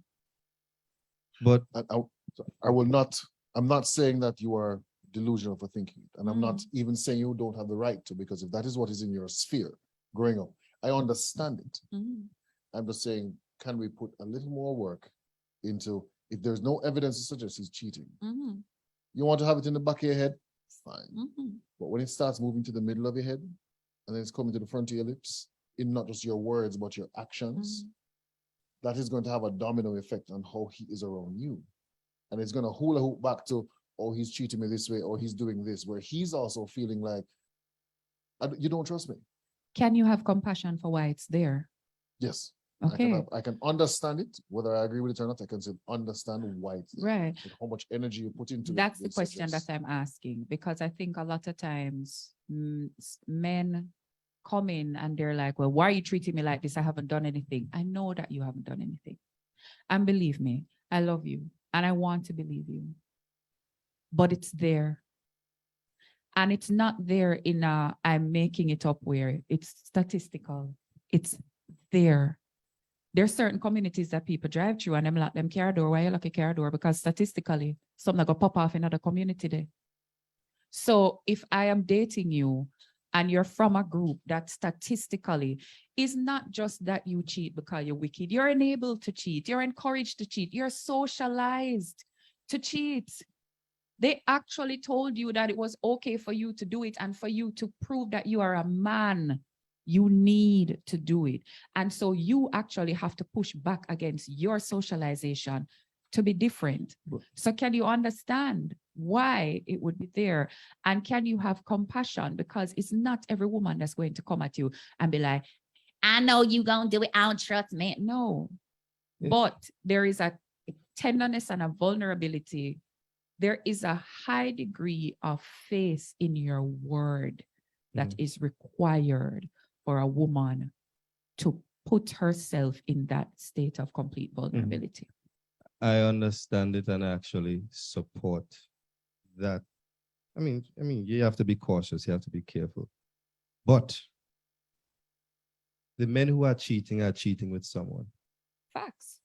And you need to understand that if an act is supported, it will be perpetuated, which means that in the same way, we have to understand that you are coming with trauma. You need to understand that you're very kind. Women have supported this behavior. Women also cheat.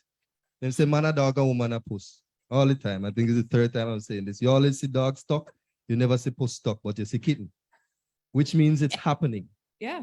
And not because male infidelity is branded or marketed as being more prevalent doesn't mean that women aren't also cheating.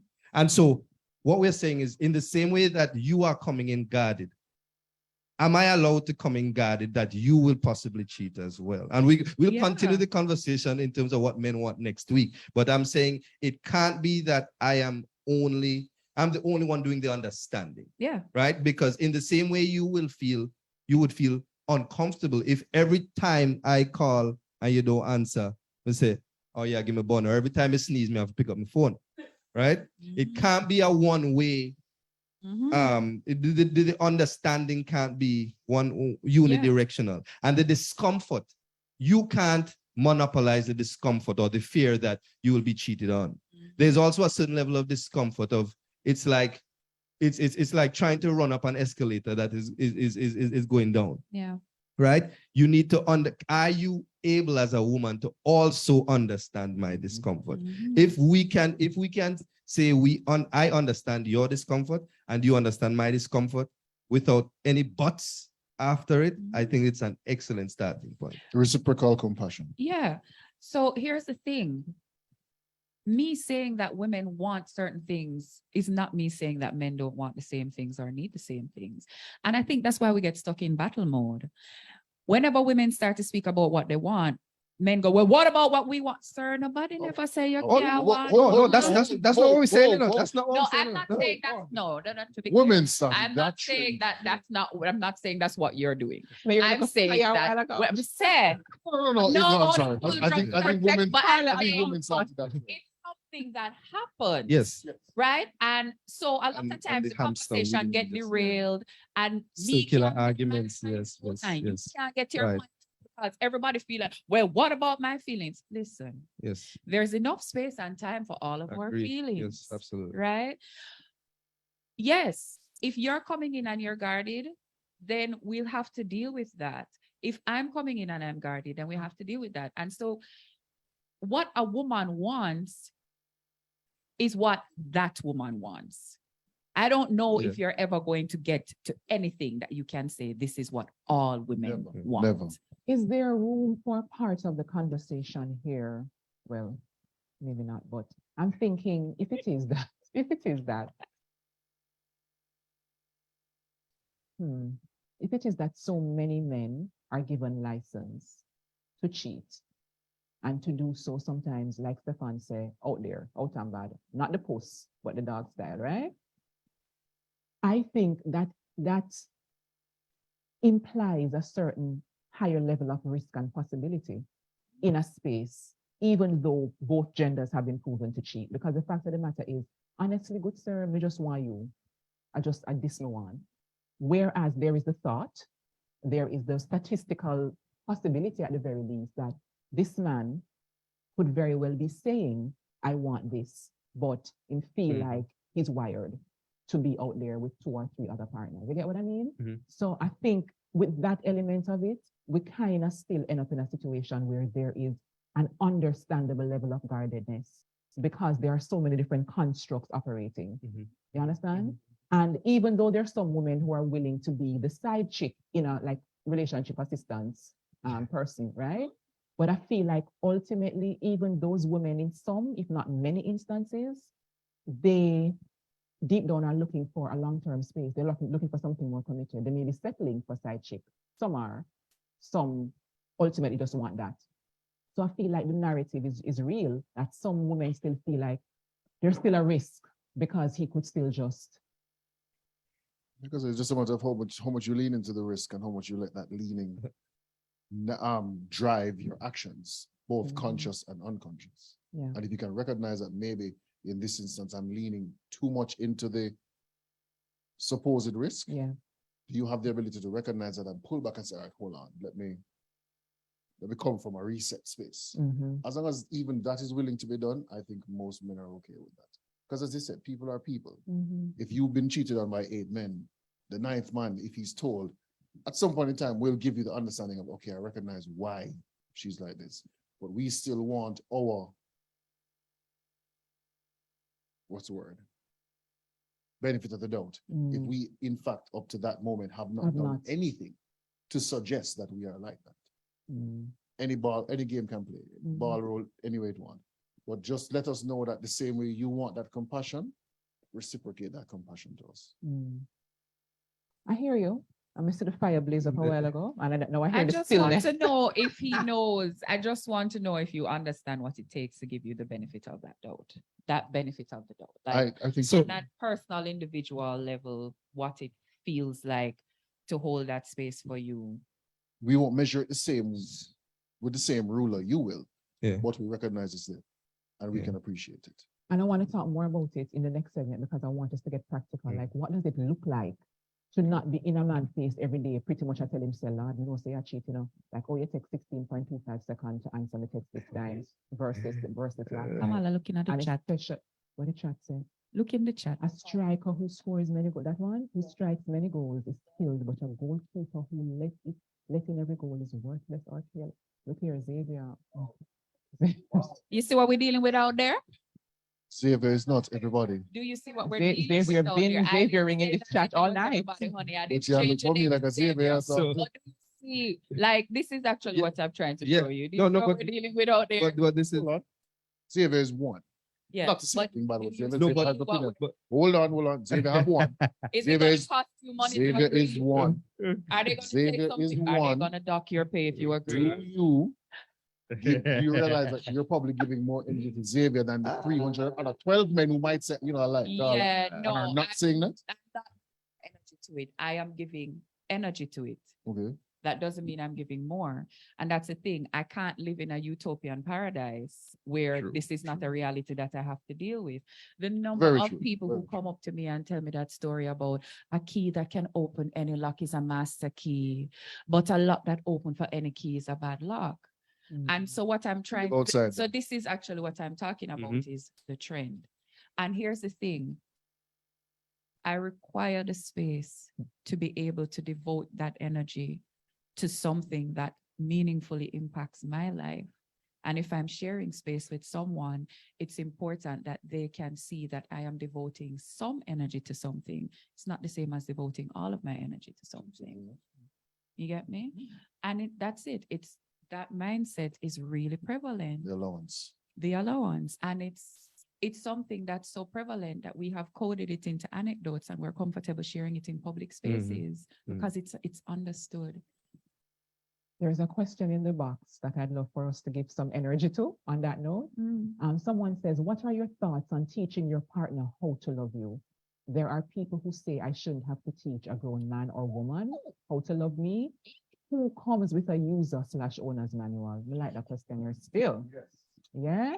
So, Steffon, let me start with you. Let me come and work my way up the panel, give Carla a minute to catch her breath and start down at the bottom part right there. So, well, boy. Good, Mr. Marco. I mean, that's why we have love languages. I don't, and perhaps that's one of the things that are condescending on both sides, saying that you shouldn't have to teach a man how to love you. Take what you get. Don't complain. If a closed mouth don't get fed, if you don't want to say explicitly what you want or how you want to be loved, then whatever you get, you are to blame ultimately at the end of it. I say that without any reservation. I believe that we need to, before teaching, we need to define love for ourselves and define and communicate what that means. And let's see if I can provide that, right? But yes, there are some things you're supposed to know, right? I mean, things like common courtesy and kindness. Those are things we should be treating boys and girls at a very young age. That's staple. That's a foundation. So there is no way that you should have to teach your significant other how to be kind at this level. Then I don't remedial education, past remedial. That is only somebody like Special Kamala or a trained person who could teach that is some level of I don't know, right? But I really don't see the reason or the problem with teaching somebody how to love you, right? That's the point of love languages. And in my relationship from the very beginning, we do that test. What's your love language? Can I love you the way you want to be loved, right? And is there space for me to love you differently, right? In a way that I feel comfortable with. What's the balance? But oftentimes when we say you shouldn't have to, it's a mask that you're using to conceal the fact that you don't even know how. You don't even know how. You don't agree. You don't even know how. One of the interesting things that I tell my students is, we have the culture where we get defensive because so the child tell you, you tell the child go to bed 6 o'clock and the child say, why? And you beat the child and say, don't ask me no foolishness. You beat the child for saying that they're rude. You beat the child saying that the child is rude, when in truth and in fact, what you're really saying is you don't know how, you don't really have any reason Because if you told a child, if the child say why, and they say, well, you know, as a young child, you need to sleep to grow faster and all of that, right? So oftentimes when somebody says like, how do you want to be loved? Like, what do you need? And you say, I shouldn't have to tell you. It's because you yourself, you don't even know. And you would have to come face to face with the fact that I don't know. Plus, when sometimes you say how you want to be loved is based on what you think love was based on your past experiences, right? And so somebody here is coming and loving you in a healthy way, but because it's not unhealthy as it was before. Yeah. That boring. Yeah, man. Yeah, man. Nobody likes green juice. Everybody likes fast food. Yeah. The healthier thing is not as sexy as the unhealthy thing. So when you say love, what you really mean is not love. You want the spark, you want the thrill, you want the danger. Remember Steffon's reference to the spark earlier? Yeah, I'm telling. The idea of marrying and settle down, I hate it. You marry and you level up. I don't know why somebody would get married to settle down. Ooh. Why would you get married to settle down? That means you are giving the person and you're giving yourself the what left. If that person doesn't bring out the better or the best in you, why are you doing it? Then you've moved away from being yourself to playing a role, right? And that is very, very problematic. And that's why you have both men and women walking around with this illusion of happiness, right? You know, they have the title, not the commitment, but the title. Which is more important to them in their own makeup. Absolutely. And for the public as well. There's something that you mentioned earlier, and I want to tie it in this last piece of segment 2, right? Talking about our differences. No, I think Steffon said it earlier about how sometimes women are looking for a girlfriend in a man's body. Can we talk a little bit about the needs that we have to get certain things that can only be given to us by our peer groups of the same gender? So there's some things that I need that my male partner cannot give to me. And there's some things that a man needs that he needs to get from his male friends, from his circle of men, right? Is that something that you agree with? Just quick answer. Yes. Yes. Okay. No, there is another discussion, Carla, that I think is very important to have, which now centers around some men valuing what they get from men so much that in essence, they end up liking men more than they do women. They regard them more highly, they have greater levels of respect, and they actually don't like women, but they are not sexually attracted to men. So there is a strong bond that they have.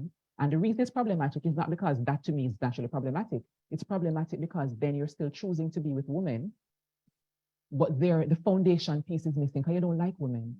And you feel as though women down here so, and men up here so. And I just saw an exchange in the chat that reminds me of this conversation that Carla and I were having before. And we dare not even name this as homoerotic because then we got here say, bad man, it's not sexual. I know you're not speaking. It's not sexual. It's an emotional connection and regard. It's homosocial. There's some men who they are so driven by the ratings from their peers, and not just any peer, people they respect. So the guy who he thinks is like the coolest dude in the world, he will drive himself to get that person's validation versus the woman he's with. Yeah. There was a case many years ago of a guy who was beaten by the men in his community because he was walking past a lane. He had bought feminine products for his girlfriend. So the guys went to the back, oh, you have no food in there, try to take off something. And they saw these things and they beat him saying, what kind of girl thing that? These are the same men who I'm sure if their mother or sister was going through that, they'd want somebody to help them. And the reason we're driven by the respect of your man friend them, because but you're not attracted to men, but you want your man friend them to validate if you say, yeah, you're a good youth. And that's more prevalent than we realize. Yeah. Not just in young men either, in grown men. Fully across the entire age spectrum. It's prevalent, but I don't think at its core it's problematic. I do believe men need healthy and supportive circles, right? Oh, for sure. And women need to understand that if you have a problem with the man having those supportive circles, is you essentially accept half of the man, right? That's the one side. the other side is, yes, there is a rooted issue that we have in our societies where, again, we up until recently in our history, we have not seen women as human beings, right? That's the foundation. Right. That's And the and root. so and so a lot of men have not been taught how to see women as human beings, much less like them as human beings. Because liking them as human beings means that they are no longer exactly as you have been told they are, right? And we can get to what the man wants next week and all of those things. But that is the root of the problem. However, again, when it comes to communication, you need to be very careful of how you describe or class the things that are valuable in that person's life. So I think oftentimes women look at the things in a man's life as comparative or a list of priorities instead of an ecosystem, right? And listen, I've had at least 2 relationships end because of that. When you tell me I have to spend Christmas with your family, knowing fully well that Christmas to my family means everything, and then it comes down to, is it me or them? Once you give me that alternative, it's not going to be you. Noran felt like in his spirit. Right. And so again, you have to like what you want. Is it something that you really want in somebody else, or is it that a gap in yourself that you feel that you need to fill, that you're projecting onto someone? If you are upset because the man is spending time with his friends, is there a need that isn't being met within you for community, or the fact that you dash away your girlfriend them the moment you get in your relationship and you feel like the man's supposed to do the same thing, right? That's one very real possibility. Keep speaking. And again, it's the narrative that when you find that one, everything that you need is in that one person. Yeah. Right. And that is so unrealistic, and you end up putting pressure on yourself and your significant other to attain that thing, right? And so I think the problem is twofold, and so we really need to socialize our men to look at each other as human beings. And when I say each other, males, females, whatever gender, human beings who have the right to choose and the right to be. I think that's one part of the one solution to it. But on the other side, we also need to accept that there is no way, it's impossible to find everything you need in one person. That needs to be like understood by all of us. And Steffon just said something, and I want to do our second giveaway for the night on that, on a point that's related to that. Men need each other. Men need healthy male influence, right? And men need the connection sometimes from other men. So who can better understand them, their language? They can show up as themselves without the pressure of having to perform and be, a commodity. Yeah. So I love that. Now I'm going to give away the second Amazon gift card for tonight to the first person who can correctly drop in the chat the name of the podcast that Steffon and his 2 bros started, right? That discusses many of these issues to great controversy in the social media space, but also with so much realness and clarity. And Celia finally come true now, right? Celia was ready. Somebody all copied from the chat and put it back in there. Congratulations, Celia. We are so happy for you, right? It's the Men's Truth podcast, and you can find them wherever you find other podcasts, right? I wanted to go back to the question that was asked on the screen. Right. About teaching somebody how to love you. I mean, I think maybe the word teaching pricks some people the wrong way. True. But there's another word that I've heard people use that you can train the person to. That concept is flawed. Because if you don't see that this person is not getting you how you are, then you need to take a closer look at the dynamics of the relationship. You also need to consider maybe this person, as Steffon said, may not even know how to love in a particular way because where they grew up and how they grew up, that was non-existent. So this ties back once again to the communication. If I just meet you today and 2 weeks later, you're not feeling like I am treating you the way you should be treated. The impatience is very dangerous. And I think impatience leads to such problems in relationships. Sometimes desperation. Because you have the impatience, and then you have the, I'll forgive them because they didn't grow up in that kind of thing. And 2 years later, you're still saying, well, I'll forgive them because they never had love growing up. So we have these allowances to make ourselves feel better. But the fact is, you can't train or teach somebody how to do something that is not something they want to do. That's Not it. that they don't have the ability to do it. They That's may it. just not want to do it with you. Exactly. And we can't make them want it. You either. can't beat it. You can lead the horse to water. You can't make him drink. They can fake But it. also, you should know when to stop beating a dead horse. Literally. So so a lot of it is sharpening your skills of deduction, Mm-hmm. and then going from there. But start off with, I've never seen him hug his brother, Mm-hmm. but I'm expecting him to be warm to my male friends when they're around. And Just brother. know that. Yeah. And when he's not, oh, is it that you don't love me or you don't like me? No. It's just not in him. It's Or not it just may natural. have been in him for this particular purpose, but he's around the other friends and he's hugging and dancing in a circle like Willie Bones. Mhm. So the fact is, we need to spend more time sharpening our reading and interpreting skills with our partners. And Mhm. interpret meaning see it what it is for, see it for what it is, Mhm. as well as seeing it how I see it, and find a middle ground somewhere. Mhm. Before Carla finished that breath that she just started to take, let me ask our tech team to go ahead and launch our post-class poll because we're coming up to it. And I'm going to ask us, after Carla's point, to just start dropping a couple practical things to bear in mind in terms of if you are in a relationship with a woman. Yeah. What are some of the things that you can bear in mind as it relates to communicating with that woman, right?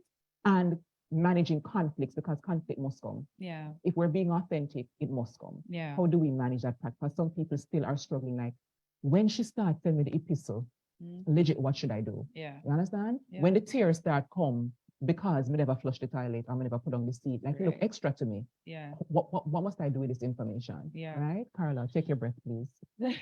So the thing of teaching people how to love, it's really complicated because I think that we also live inside of a culture where it's expected that women will teach men how to love. And we have an entire genre of music, R&B music dedicated to that, about how, my parents didn't teach me how to love. My family didn't teach me how to love, but I finally met this woman and she broke there's an ice box where my heart used to be, but she melted. And so there's a way that we go into relationships, taking responsibility for teaching men how to love and accepting that there is a lot of pain that we will encounter while we're teaching him how to love, and in particular in Black relationships, right? Struggle love. This is my service to you. This is my service Ride to the or die. community, Mhm. right? And inside of that, there is the reality that a lot of Black men don't come from backgrounds that teach them how to love in particular ways. And so they do have to learn. And a lot of them are learning in their romantic relationships. So I think a question that we could ask ourselves is, how do we balance that out Mhm. between me loving you, Mhm. wanting you to love me, but how much pain am I going to put up with while, And Steffon said something that, there are certain basic things you should know, including kindness, but there are certain people that don't know basic kindness. Some men think of basic kindness as spoiling a woman, and as Skeng say, me tell her, I'm not spoil girl, and now she's not interested again, right? So there are certain things that we take for granted that should be there, but they're not there. And what do we do with that?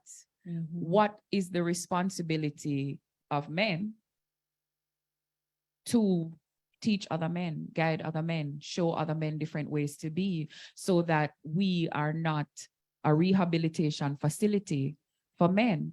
And in the same way, what is the work that we have to do with each other so that they don't have to be our unfaltering safe space, because we don't perpetually walk around feeling unsafe in the world? Yeah, and we have to break the cycle, because a lot of our Black men, since we've gone there now, are raised by Black women, right? Sometimes without the consistent input of a man, of a Black man. So then the fact that some of our men don't know how to manifest into kindness, we have work to do. Yeah. We have work to do. Yeah. And at some point, we cannot say anymore that nobody never teach me, so I'm just need to figure it out. We have to break the cycle at some point. You know what I mean? That excuse will going to last for so long. So an excuse will only last for so long. A quick reminder that for the poll questions, we're asking the women only to complete for this week. If you want to make your voice be heard in the poll, come back next week and give your feedback, right? Xavier said Black women need to learn to love themselves first. Can't love anyone unless you love yourself first. I've heard that before. I think there's some truth to it for sure. Yeah. There is. All right. So the poll is being dealt with. Steffon, your words in terms of practical things, like what do those who date women, what ideally can they bear in mind in terms of how to show up and how not to show up? Well, first and foremost, you need to, as a man, you need to understand whether the things that the woman is requiring of you is something that you're, one, comfortable to provide, and two, able to provide, right? It is those two things are extremely important. And also the courage to say to the woman, you think you want that, but that's not necessarily the healthiest thing to provide. Because based on what Carla was saying, you have a lot of women who want to be the reason that the man is better. They want to hold that broken glass and turn it into some form of art. I nurtured him back to health. It boosts their ego. So you want the broken man. Florence, and you want him to always want you because you are the one who exactly, right? And so as a man, you need to understand that not everything that a woman says she wants is actually the healthiest thing for her and for you. And especially in this society and environment where we're coming, that we're trying to promote critical masculinity and healthy masculinity, right? So we definitely need to dissect this concept of what the woman wants. But as a man attempting to provide what you think a woman wants, you need to understand, you need to think about whether you are comfortable to provide these things and if you are able to provide these things. And if you're not, it does not mean you are less valuable or you're less significant. That's another thing that we need to teach our men to accept. Just might not be the one for you, right? You just might not be the one to provide all her wants and needs. You just might not be. If not, life goes on. It doesn't affect you. I love those my practical advice is people don't just speak with their mouth, so don't just listen with your ears. Pay attention. See things for what is in front of you. Match that with what you may have heard the person say unconsciously. Put all of that in the bowl and then you strain out how everything is going to be. Because somebody might say, I think I should be this type of person, therefore I'm going to project this. But sometimes you will see through it. You'll see through the cracks sometimes. And not every time they're doing it with evil intent. True. Sometimes, like you said, they don't know, so they're just trying to, it's a pasta test. They're throwing it against the wall, see what sticks. We'll have to be able to recognize that, okay, this person may not be on the trajectory they said they were on date 3, because on month 2, I'm seeing something a little different. We need to listen to the voice in our heads, but listen to it carefully, because sometimes it is paranoia, sometimes it is instinct. Know when to tell the difference. Know which is which. And trust yourself, but also recognize that you have your own, as Carla said, you have your own trauma that you bring. And sometimes it walks 2 feet in front of you and you don't even realize. True. So we need to recognize it. Put it aside if we need to. Keep it there if you need to, but just be able to recognize both. Because I think once you have the tools, it's easier to make a decision rather than just working with what feels good at the time. Reactionary. Vivid pictures that you just painted. Thanks for that, Carla. I would say give people space to be human and ask yourself, if I were being treated the way I'm treating this person, would I be cool with it? And that goes both ways. If I had space, and we can always come up with a reason why the person deserves the way we're treating them, right? When we go into the nitty gritty, well, you've been on if I actually said everything that I felt to a person and the person told me K, how would I feel about it? That K is in Carla's. That K is in my mind, but it's indicative of a lot of other things, because it's like differences in how we communicate and stuff. So if somebody did this to me, would I be okay with it? And this one, we're not actually raised to like women. I've said it and I'll say it again. We're not raised to like femininity. As you said, women have just now become human. Things that are feminine, we think of them as weak. We think of Delilah. We think of Eve. We think of them as soft, as submissive. So we're trained to see women as, oh, beautiful, as some, an object to be desired. But in terms of the nitty gritty, liking a woman, being okay with the things that a woman's body might do, we're not actually trained in that. And so try to learn to like women in as much as you're attracted to them and be okay stepping into their space. You're right. Some things, I'm a sister in figure do. But intimacy, I would like you to join me in some of the things I'm doing because I would like your company. I'm not telling you need to be interested in them 100%, but just hold my hand and come now so we can go to them together. And I think we have trained men that women things are a step down for them. You're soft and your mama man and your girl are ruler, she'll take whatever beats you. And so there's an anxiety in stepping into those spaces. If please be my partner, actually try to show up to the person that I am. And in the past, I've loved people in ways that are very restrictive. And in the future, I would love to love people in ways that allow them to feel freer than before, free to be themselves. And I think that a lot of women just want that. They want somebody who is going to get up every day and look at themselves and say, how can I love this person in a way that is going to make them feel even more free to be themselves? And then whatever other little conversations have to come from that, to be courageous enough to have it clear, honest, brave. Clear, honest, brave. Yeah. I love it. I love it. Xavier, come back next week, please. My mood has improved since the start of this class. We have 88% of participants saying either yes or sort of, and I think that's a win. We like that, right? It's a good. So again, Noran? No, yes or sort of.